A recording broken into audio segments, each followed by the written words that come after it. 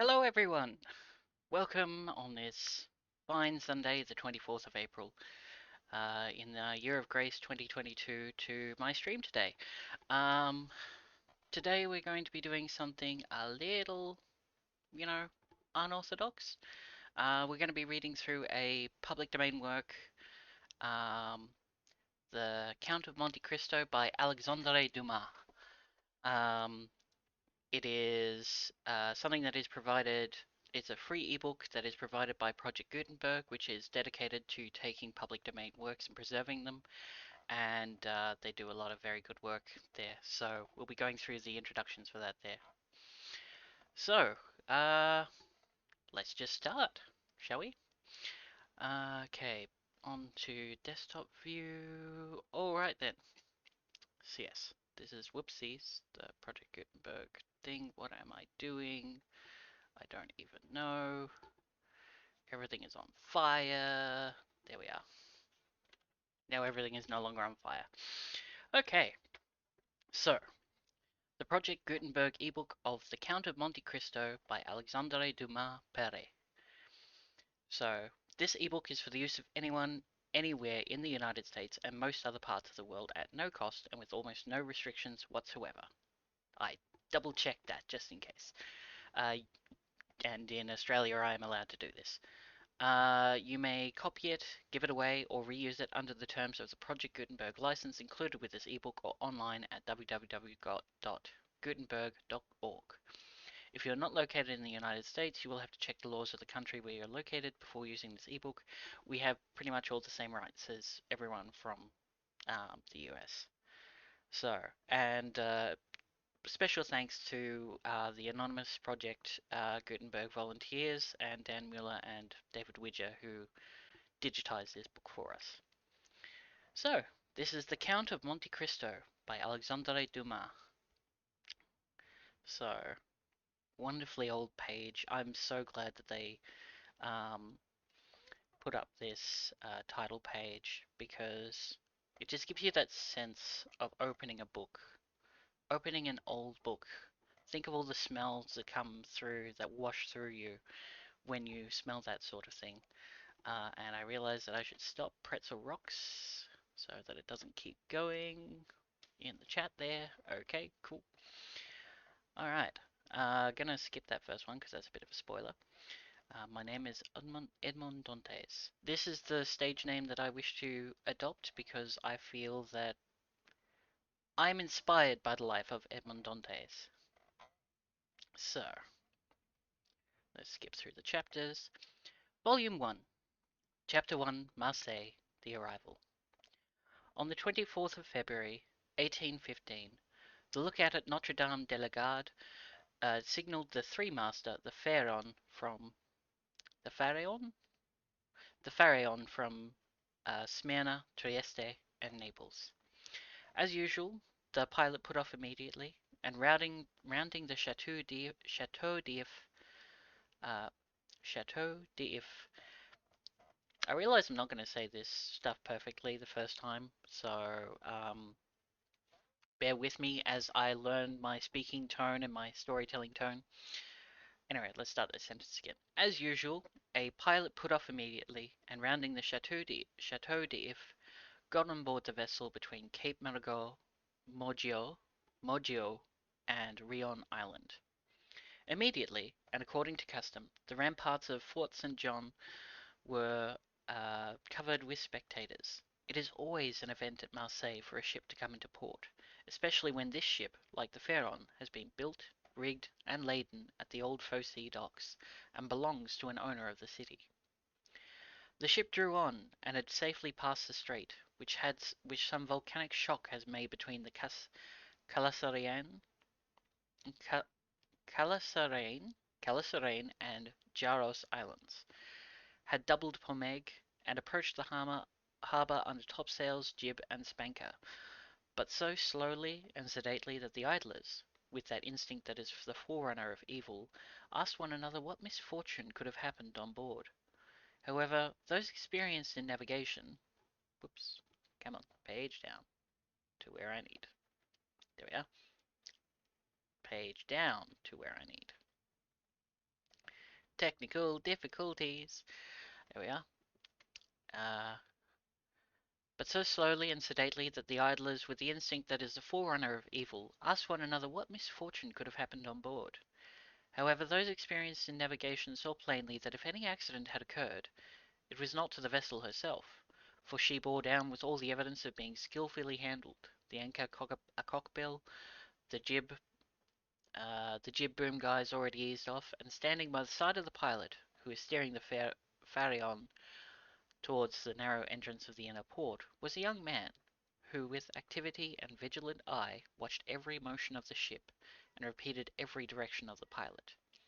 The vague disquietude which prevailed among the spectators had so much affected one of the crowd that he did not await the arrival of the vessel in harbour, but jumping into a small skiff, desired to be pulled alongside the Pharaon, which he reached as she rounded into La Reserve basin. I need to stop myself from trying to rush this as well.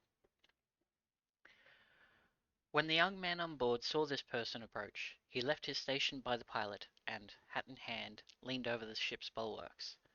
He was a fine, tall, slim young fellow of 18 or 20, with black eyes and hair as dark as raven's wing, and his whole appearance bespoke that calmness and resolution peculiar to men accustomed from their cradle to contend with danger. "Ah, is it you, Dantès?" cried the man in the skiff. "What's the matter, and why have you such an air of sadness aboard?" "A great misfortune, Monsieur Morrel." So the M with the dot here is short for Monsieur because this is a French work. "A great misfortune, Monsieur Morel," replied the young man. "A great misfortune, for me especially. Off Civita Vecchia we lost our brave Captain Leclerc." "And the cargo?" inquired the owner eagerly. "Is all safe, Monsieur Morel, and I think you will be satisfied that on that head. But poor Captain Leclerc!" "What happened to him?" asked the owner, with an air of considerable resignation. "What happened to the worthy captain?" "He died." "Fell into the sea?" "No, sir, he died of brain fever in dreadful agony." Then turning to the crew, he said, "Bear a hand there, to take in the sail."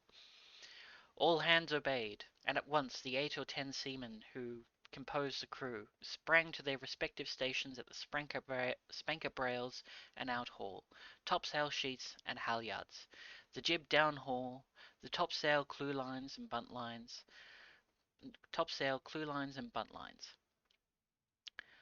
The young sailor gave a look to see that his orders were promptly and accurately obeyed, and then turned again to the owner. "And how did this misfortune occur?" inquired the latter, resuming the interrupted conversation. We see here a picture of Dantès as he appears.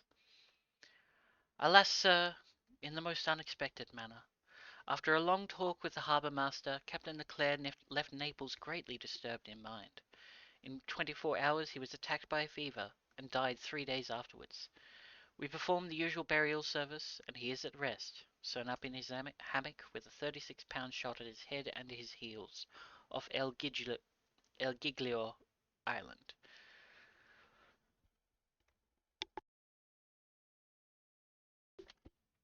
Sorry about that. We bring to his widow his sword and cross of honor. It was worthwhile, truly," added the young man with a melancholy smile, "to make war against the English for 10 years, and to die in his bed at last, like everybody else." "Why, you see, Edmund," replied the owner, who appeared more comforted at every moment, "we are all mortal, and the old must make way for the young. If not, why, there would be no promotion. And since you assure me that the cargo is all safe and sound, Monsieur Morel, take my word for it, and I advise you not to take 25,000 francs for the profits of the voyage." Then, as they were just passing the round tower, the young men shouted, "Stand by there to lower the topsails and jib! Brail up the spanker!" The order was executed as promptly as it would have been on board a man of war. "Let go, and clew up!" At this last command all sails were lowered, and the vessel moved almost imperceptibly onwards. "Now, if you will come on board, Monsieur Morel," said Dantès, observing the owner's impatience, "here is your supercargo. Monsieur Danglars, coming out of his cabin, who will furnish you with every particular. As for me, I must look after the anchoring, and dress the ship in mourning." The owner did not wait for a second invitation. He seized a rope which Dantès flung to him, and with an activity that would have done credit to a sailor, climbed up the side of the ship, while the young man, going to his task, left the conversation to Danglars, who now came to the owner. He was a man of 25 or 26 years of age, of unprepossessing countenance, obsequious to his superiors, insolent to his subordinates, and this, in addition to his position as responsible agent on board, which is always obnoxious to the sailors, made him as much disliked by the crew as Edmond Dantès was beloved by them. "Well, Monsieur Morrel," said Danglars, "you have heard of the misfortune that has befallen us?" "Yes, yes. Poor Captain Leclerc, who is a brave and honest man, and a first-rate seaman, one who had seen long and honorable service, as became a man charged with the interests of a house so important as that of Morrel and Son," replied Danglars. "But," replied the owner, after glancing at Dantès, who was watching the anchoring of his vessel, "it seems to me that a sailor needs not be so old as you say, Danglars, to understand his business, for our friend Edmund seems to understand it thoroughly, and not to require instruction from anyone." "Yes," said Danglars, darting at Edmund a look gleaming with hate. "Yes, he is young, and youth is invariably self-confident. Scarcely was the captain's breath out of his body when he assumed the command without consulting anyone, and he caused us to lose a day and a half at the island of Elba, instead of making for Marseille direct." This is the Pharaon. Quite a nice looking vessel. "As to taking command of the vessel," replied Morrel, "that was his duty. As to taking command of the vessel," replied Morrel, "that was his duty as captain's mate. As to losing a day and a half off the island of Elba, he was wrong, unless the vessel needed repairs. The vessel was hmm, the vessel was as in good a condition as I am, and I hope that you are, Monsieur Morrel, and as I hope you are, Monsieur Morrel, and this day and a half was lost from pure whim, for the pleasure of going ashore, and nothing else. Dantès," said the shipowner, turning towards the young man, "come this way." "In a moment, sir," answered Dantès, "and I'm with you." Then calling to the crew, he said, "Let go!" The anchor was instantly dropped, and the chain ran rattling through the porthole. Dantès continued at his post, in spite of the presence of the pilot, until this maneuver was completed, and then he added, "Half-mast the colors, and square the yards." "You see," said Danglars, "he fancies himself captain already, upon my word." "And so, in fact, he is," said the owner. "Except your signature and your partner's, Monsieur Morrel." "And why should he not have this?" asked the owner. "He is young, it is true, but he seems to me a thorough seaman, and of full experience." A cloud passed over Danglars' brow. "Your pardon, Monsieur Morrel," said Dantès, approaching. "The vessel now rides at anchor, and I am at your service. You hailed me, I think?" Danglars retreated a step or two.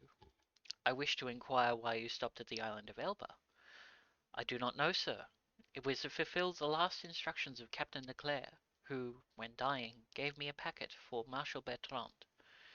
Then did you see him, Edmond?" "Who? The marshal?" "Yes." Morrel looked around him, and then, drawing Dantès on the side, he said suddenly, "And how is the Emperor?" To give some context for this, this is set in the period of Napoleon's first exile to the land of Elba. After this, in history, he came back to take over France again, and then was exiled a second time. So in this time, they are looking at, um, they're thinking about Napoleon, the Emperor.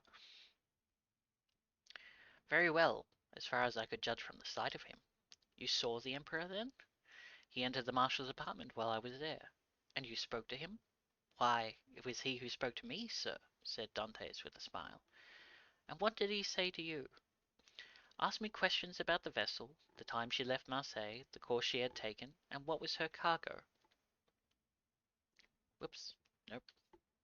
Nope. Ah, dear me. I definitely need to do that. Sorry, I hope I'm not making you feel ill.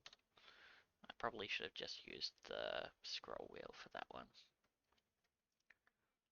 There we are. Go there, go there. There we are. Asked me questions about the vessel, the time she left Marseille, the course she had taken, and what was her cargo. I believe if she had not been laden, and I had been her master, he would have bought her. But I told him I was only mate, and that she belonged to the firm of Morel and Son. Ah, yes, he said, I know them. The Morels have been ship owners from father to son, and there was a Morel who served in the same regiment with me when I was in garrison at Valence.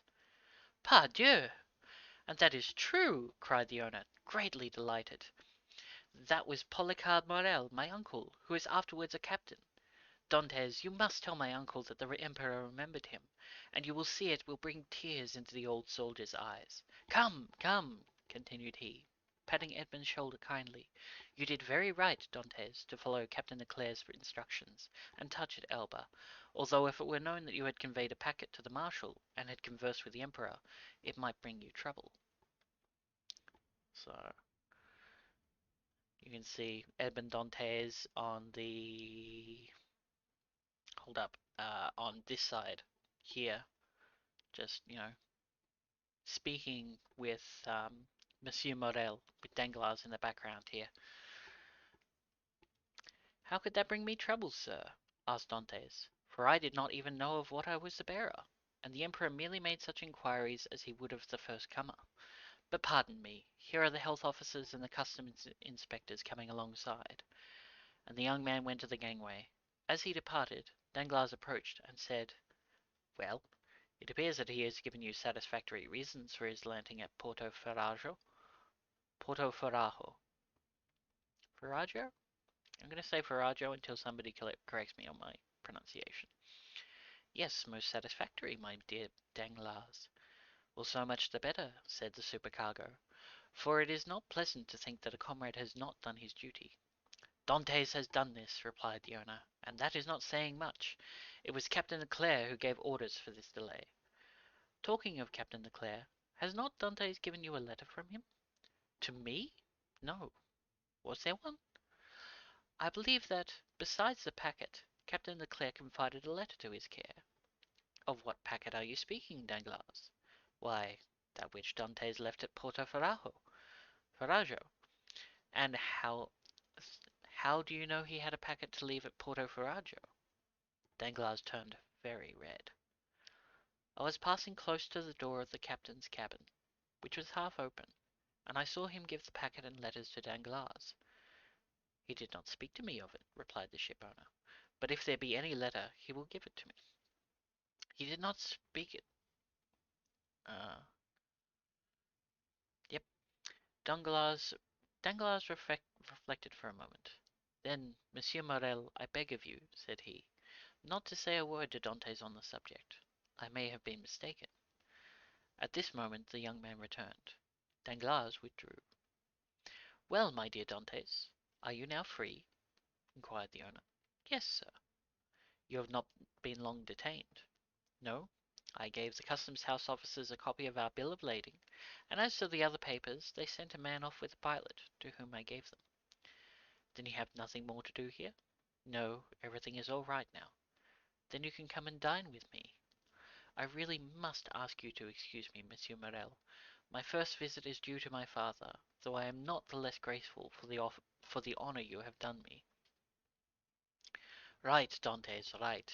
I always knew you were a good son. And, inquired Dantès with some hesitation, do you know how my father is? Well, I believe, dear my dear Edmund, though I have not seen him lately. Yes, he likes to keep himself shut up in his little room. That proves, at least, that he has wanted for nothing during your absence. Dantès smiled. My father is proud, sir, and if he had not a meal left, I doubt if he would have asked anything from anyone, except from heaven. Well then, After this first visit has been made, we shall count on you. I must again excuse myself, Monsieur Morel, for after this first visit has been paid, I have another which I am most anxious to pay. True, Dantès. I forgot that there was at the Catalans someone who expects you no less impatiently than your father, the lovely Mercedes, as you can see, pictured here in portrait and illustrated. Illustrations do a lot to help the sense of reading. It gives you some visual aids to your imagination so that you may know better what people look like and how the characters act. Dantes blushed. "Aha!" said the shipowner, "I am not in the least surprised, for she has been to me 3 times, inquiring if there were any news of the Pharaon. Peste! Edmund, you have a very handsome mistress." "She is not my mistress," replied the young sailor gravely. "She is my betrothed." "Sometimes one and the same thing," said Morel with a smile. "Not with us, sir," replied Dantès. "Well, well, my dear Edmund," continued the owner, "don't let me detain you. You have managed my affairs so well that I ought to allow you all the time you require for your own. Do you want any money?" "No, sir, I have all my pay to take, nearly 3 months' wages." "You are a careful fellow, Edmund." "Say I have a poor father, sir." "Yes, yes, I know how good a son you are, so now hasten away to see your father. I have a son too, and I should be very, very wroth with those who detained him from me after a 3 months' voyage." "Then I have your leave, sir?" "Yes, if you have nothing more to say to me." "Nothing." "Captain Leclerc did not, before he died, give you a letter for me?" "He was unable to write, sir. But that reminds me that I must ask your leave of some absence for some days." "To get married?" "Yes, first, and then to go to Paris." "Very good. Have what time you require, Dantès. It will take quite 6 weeks to unload the cargo, and we cannot get you ready for sea until 3 months after that. Only be back again in 3 months for the Pharaon," added the owner, patting the young sailor on the back. "Cannot sail without her captain." "Without her captain!" cried Dantès, his eyes sparkling with animation. "Pray mind what you say, for you are touching on the most secret wishes of my heart. Is it really your intention to make me captain of the Pharaon?" "If I were sole partner, we'd shake hands on it now, my dear Dantès, and call it settled. But I have a partner, and you know the Italian proverb, Chi ha compagno ha padrone, he who has a partner has a master. But the thing is at least half done, as you have 1 out of 2 votes. Rely on me to procure you the other. I will do my best."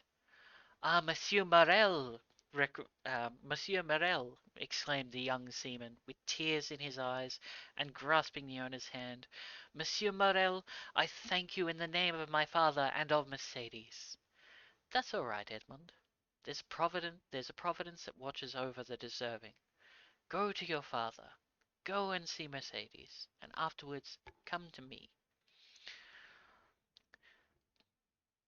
Shall I row you ashore?" "No, thank you. I shall remain and look over the accounts with Danglars. Have you been satisfied with him this voyage?" "That is according to the sense you attach to the question, sir." "Do you mean, is he a good comrade?" "No, for I think he never liked me since the day when I was silly enough, after a little quarrel we had, to propose to him to stop for 10 minutes at the island of Monte Cristo to settle the dispute, a proposition for which I was wrong to suggest, and he was quite right to refuse. If you mean as a responsible agent when you ask me the question, I believe there is nothing to say against him, and that you will be content with the way in which he has performed his duty. But tell me, Dantès, if you had command of the Pharaon, should you be glad to see Danglars remain? Captain or mate, Monsieur Morel, I shall always have the greatest respect for those who possess the owner's confidence." "That's right! That's right, Dantès! I see you are a thoroughly good fellow, and will detain you no longer. Go, for I see how impatient you are. Then I have leave? Go, I tell you. May I have use of your skiff?" "Certainly." "Then for the present, Monsieur Morel, farewell, and 1,000 thanks. I hope soon to see you again, my dear Edmond. Good luck to you." The young sailor jumped into the skiff and sat down in the stern sheets with the order that he be put ashore at the La Canebieri. That he be put ashore at La Canebieri. The two oarsmen bent to their work. Need to slow down a bit. The two oarsmen bent to their work, and the little boat glided away as rapidly as possible in the midst of the thousand vessels which choke up the narrow way which leads between the two rows of ships from the mouth of the harbour to the Quai d'Orleans. So I just need to open something in another tab. I will be with you shortly. Just need to open up my dashboard here. So, hello to those people to the one person who is watching. I am glad of your company. So, the ship owner, smiling, followed him with his eyes until he saw him spring out on the quay and disappear in the midst of the throng, which from 5 o'clock in the morning until 9 o'clock at night swarms in the famous street of La Canebieri, a street of which the modern Phoenicians are so proud that they say with all the gravity in the world, and with that accent which gives so much character to what is said, if Paris had La Canebieri, Paris would be a second Marseille. On turning round the owner saw Danglars behind him, apparently awaiting orders, but in reality also watching the young sailor. But there was a great difference in the expression of the two men who thus followed the movement of Edmond Dantès. So that's the end of the first chapter. To summarize and recap what has happened, we have found out that the story at this moment is set in Marseille, that the people we are interested in are Edmond Dantès and the ship owner Monsieur Morel and the supercargo Monsieur Danglars. We have a meeting of a friend to Dantès and a potential enemy to Dantès. And it's interesting to see that this chapter is trying to make us as interested as possible as to what the fate of Dantès is. Alright, we've got another half hour, so I will start on the second chapter. Chapter 2, Father and Son. Helps if I select the window. We will leave Danglars struggling with the demon of hatred, and endeavouring to insinuate in the ear of the ship-owner some evil suspicions against his comrade, and follow Dantès, who, after having traversed La Canebieri, took the Rue de Noailles. And entering a small house on the left of the Allées de Melhan,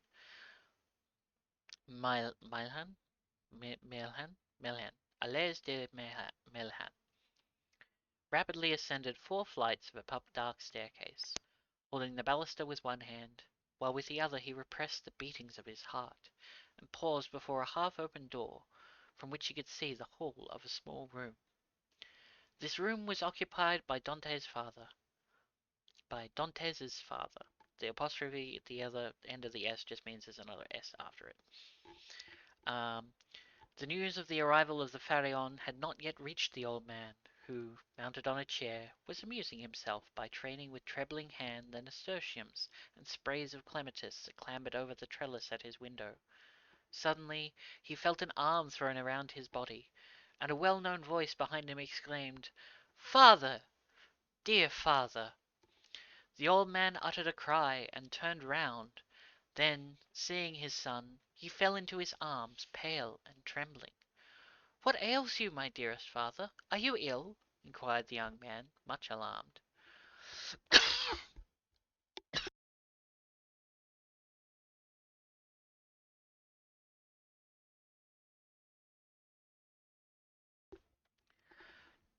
I shall have to be careful not to tire out my voice, because I'm still getting used to this.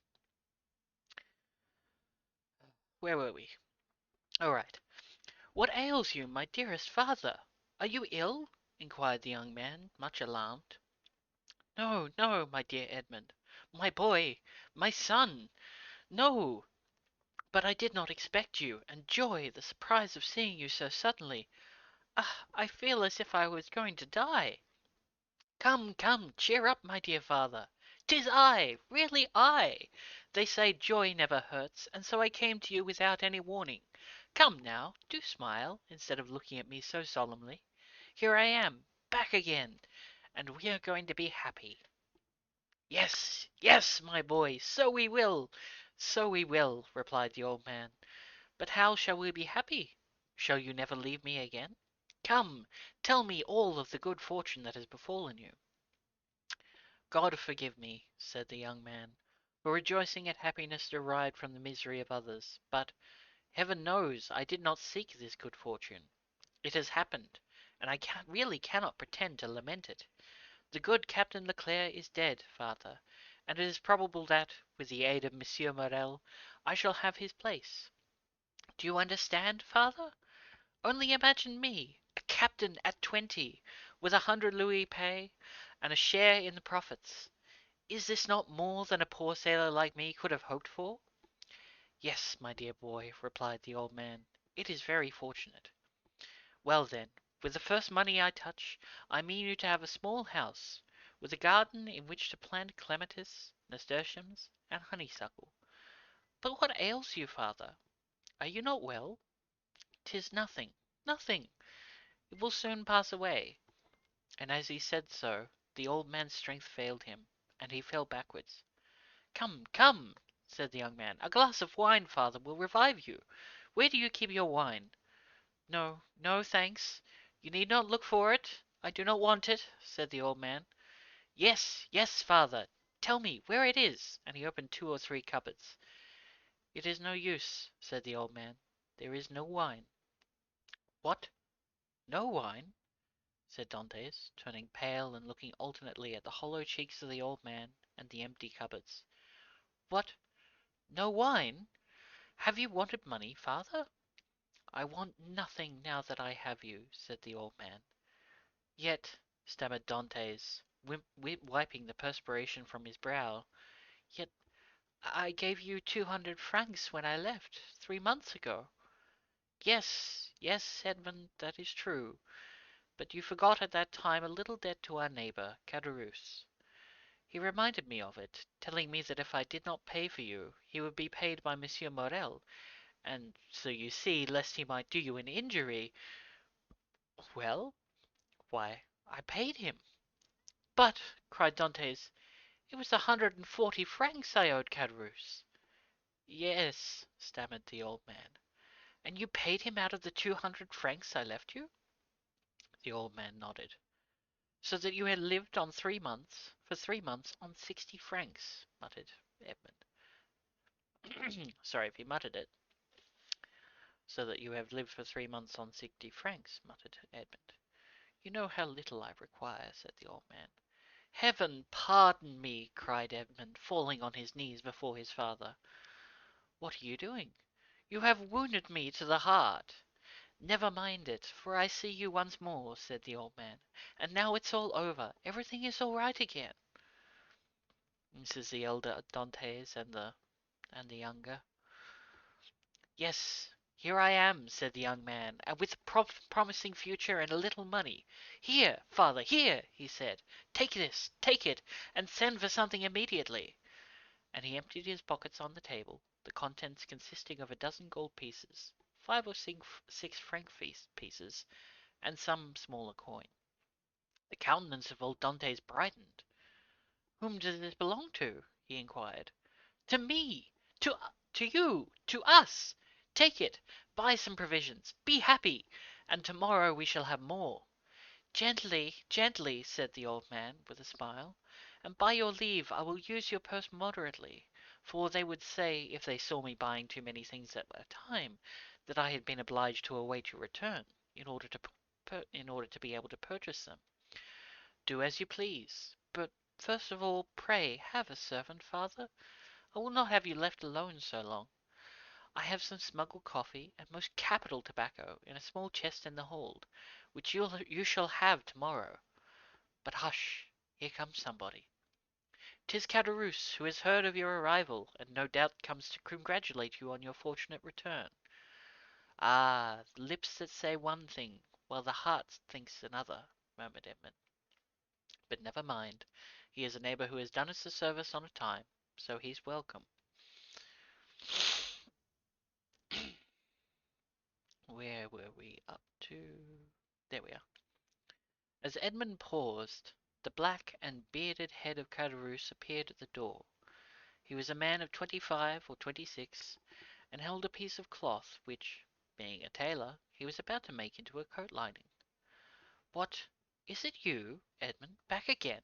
said he, with a broad Marseillese accent, and a grin that displayed his ivory white teeth.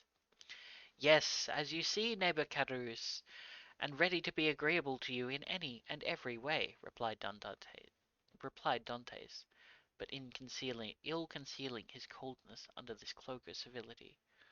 "Thanks, thanks, but fortunately I do not want for anything, and it chances that at times there are others who have need of me." Dantès made a gesture. "I do not allude to you, my boy. No, no, I lent you money, and you returned it. That's like good neighbors, and we are quits." "We are never quits with those who oblige us," was Dantès' reply, "for when we do not owe them money, we owe them gratitude." "What's the use of mentioning that? What is done is done. Let us talk of your happy return, my boy.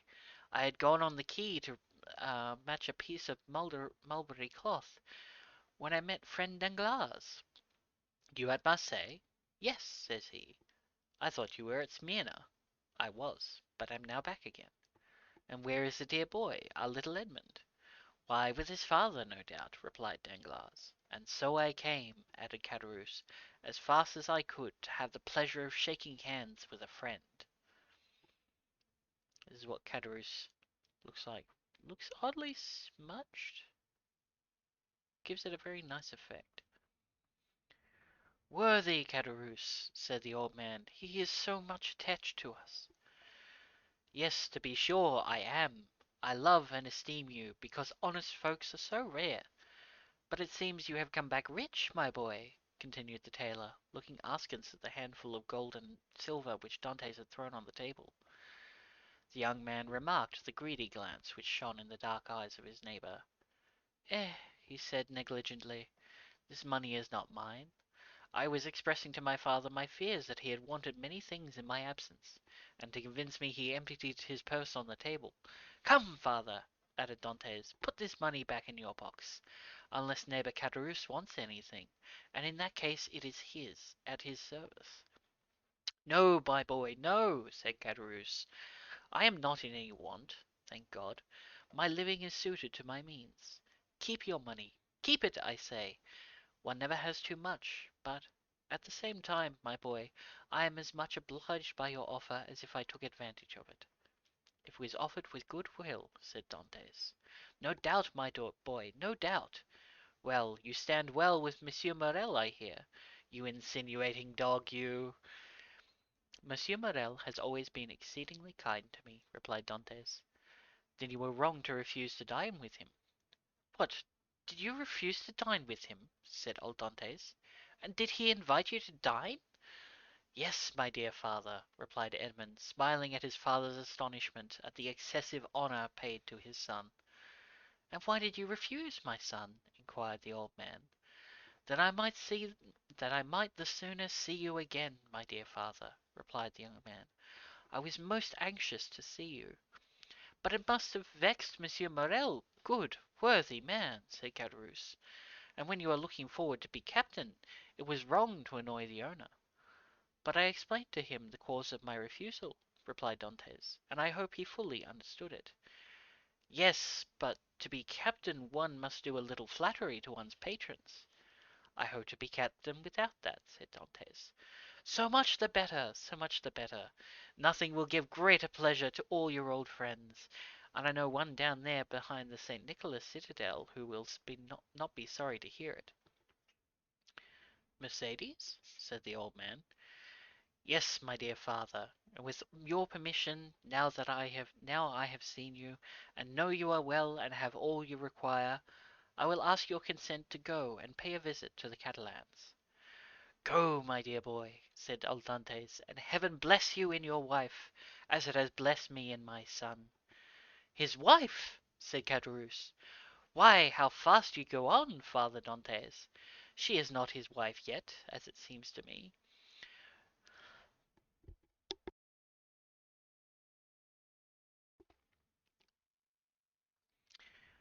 No, but according to all probabilities she soon will be, replied Edmond. Yes, yes, said Caderousse, but you were right to return as soon as possible, my boy. And why? Because Mercedes is a very fine girl, and fine girls never lack followers. She particularly has them by dozens. Really? answered Edmund, with a smile which had in it traces of slight uneasiness. Another picture of Dante's father. Ah, yes, continued Caderousse, and capital offers too. But you know, you will be captain, and who could refuse you then? Meaning to say, replied Dantès, with a smile which but ill concealed his trouble, that if I were not captain— "Eh! eh!" said Caderousse, shaking his head. "Come, come," said the sailor, "I have a better opinion than you of women in general, and of Mercédès in particular, and I am certain that, captain or not, she will remain ever faithful to me." "So much the better, so much the better," said Caderousse. "When one is going to be married, there is nothing like implicit confidence. But never mind that, my boy. Go and announce your arrival, and let her know all your hopes and prospects." "I will go directly," was Edmund's reply, and embracing his father, and nodding to Caderousse, he left the apartment. Caderousse lingered for a moment, then taking leave of the old Dantès, he went downstairs to rejoin Danglars, who awaited him at the corner of the Rue Saint-Arc. "Well," said Danglars, "did you see him?" "I have just left him," answered Caderousse. "Did he allude to his hope of being captain? He spoke of it as a thing already decided." "Indeed," said Danglars, "he is in too much hurry, it appears to me. Why, it seems Monsieur Morrel has promised him the thing." "So that he is quite elated about it?" "Why, yes. He is actually insolent over the matter. He has already offered me his patronage, as if he were a grand personage, and proffered me a loan of money, as though he were a banker." "Which you refused." "Most assuredly, although I might easily have accepted it, for it was I who put into his hands the first silver he ever earned. But now Monsieur Dantès has no longer any occasion for assistance. He is about to become a captain." "Pooh!" said Danglars, "he is not one yet." "Ma foi! It will be as well as Ma foi! It will be as well if he is not," answered Caderousse, "for if he should be, there will be really no speaking to him." "If we choose," replied Danglars, "he will remain what he is, and perhaps become even less than he is." "What do you mean?" "Nothing. I was speaking to myself. And is he still in love with Cataline?" "Over head and ears; but unless I am much mistaken, there will be a storm in that quarter." "Explain yourself." "Why should I? It is more important than you think, perhaps. You do not like Dantès?" "I never like upstarts." "Then tell me all you know about the Catalane." "I know nothing for certain. Only I have seen things which induce me to believe, as I told you, that the future captain will find some annoyance in the vicinity of the Vales Infirmaries." "What have you seen? Come, tell me."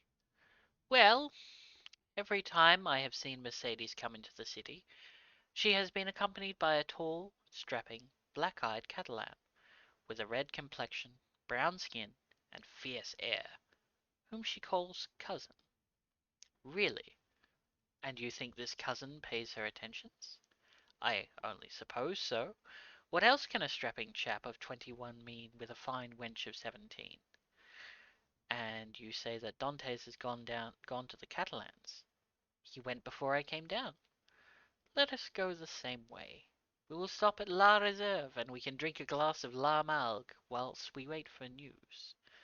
"Come along," said Caderousse, "but you pay the score." "Of course," replied Danglars, and going quickly to the designated place, they called for a bottle of wine and 2 glasses. Pere Pamphile had seen Dantes pass not 10 minutes before, and assured that he was at the Catalans. They sat down under the budding foliage of the planes and sycamores, in the branches of which the birds were singing their welcome to one of the first days of spring. So now in this chapter we are introduced to not necessarily Dantes' enemies, but people who do not have his best interests at heart. And as you can see, they will play a key role in the story to come. But now I am tired. I have spoken at length about this book and felt very comfortable doing so. To anyone who joined me, I wish to thank you. To anyone who is not here, I also thank you for coming to have a look. And I mean, I can't really say thank you to those people who decided not to look at this, like who decided not to watch this video, but I thank them all the same for exercising their freedom of choice to choose to live their life in the way that they want to. Okay, and that will do us for now. So I'll get Pretzel Rocks going again. I hope you enjoy these musics, and I hope you have a lovely and wonderful day today. Goodbye.